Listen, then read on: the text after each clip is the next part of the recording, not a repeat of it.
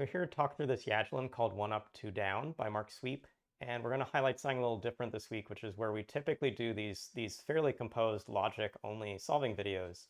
I'm coming back from the first World Sudoku and Puzzle Championships in 3 years, and it was awesome to have that community of solvers come together, and awesome to be reminded that even at the speed of the top solvers, it's not always full logic all the time, at least not in some of the peak moments of the event, such as the playoff competitions. So, highlights for me were being as high as 4th place individually in the World Puzzle Championship, and where that's an awesome result. It wasn't even the top from the U.S. team, nor the top from a player named Thomas from the U.S. team. So having a new team member, Thomas Liu, join us, as well as several other new team members, was a great result. And so excited to have Thomas take a podium finish, as well as Prasanna Seshadri, Grandmaster Puzzles contributor, finish third individually, second after the playoffs, so taking the first podium finish for India. Like, really awesome to see the development of the next generation of solvers come through, while still trying to hold on to showing that I'm still pretty good at speed solving as well.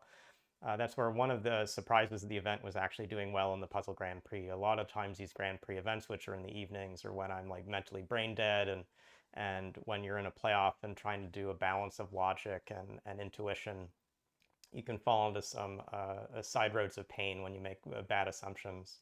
At least in the Puzzle Grand Prix, things were going in my side, and I was winning a set of really close matches with different competitors, including once beating Ken Endo on a double Choco puzzle, and twice beating Kota Mornishi, including with a gap of less than 0.27 seconds on a Yajilin domino puzzle. So where this week is about Yajilin puzzles, we're going to go through this puzzle by Mark Sweep, but first in paper form. So this is the test copy from Grandmaster Puzzles of this whole week, and this is the Monday 1 Up 2 Down as I got it sent in my inbox to first test.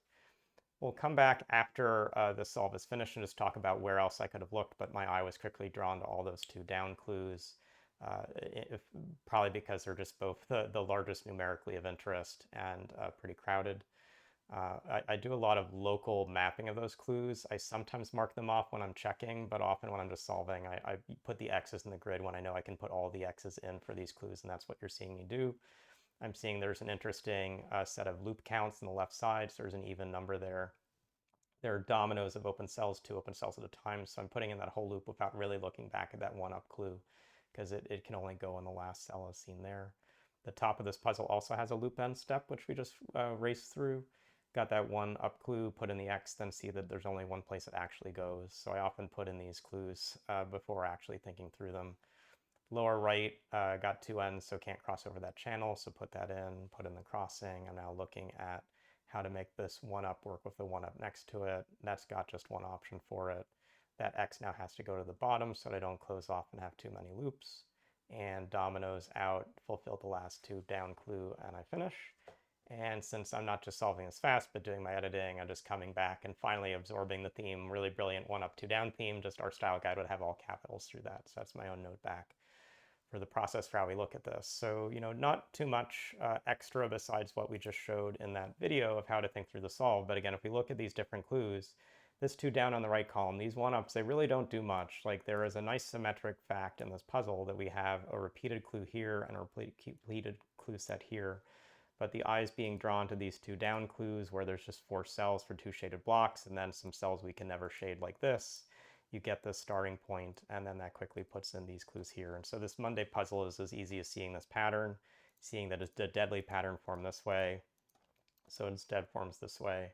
And as we actually work through then what this means, including how this 2 down comes through here, we now start to divide the grid out. So 3 loop ends in this space, so we need a 4th. We're going to be forced to put a loop end in here, so 2 loop ends we don't put in another. We're going to be forced to come down here, 2 loop ends don't put in another. And I'm basically just recapitulating what you could have seen on paper. So again, the eyes drawn to these very key clues is the way to be fast on a Monday. And where 1 minute 10 seconds seems pretty fast, our Grandmaster time was likely from Prasanna on this puzzle, if not some other testers, under a minute for sure. And that's a case where hopefully by the later parts of this week, you'll see me be the Grandmaster time. But often on the sprint puzzles, I'm actually closer to the master time only in these days. So thanks for this first speed solving video of this week. Hopefully you enjoyed it, and we'll see you again soon.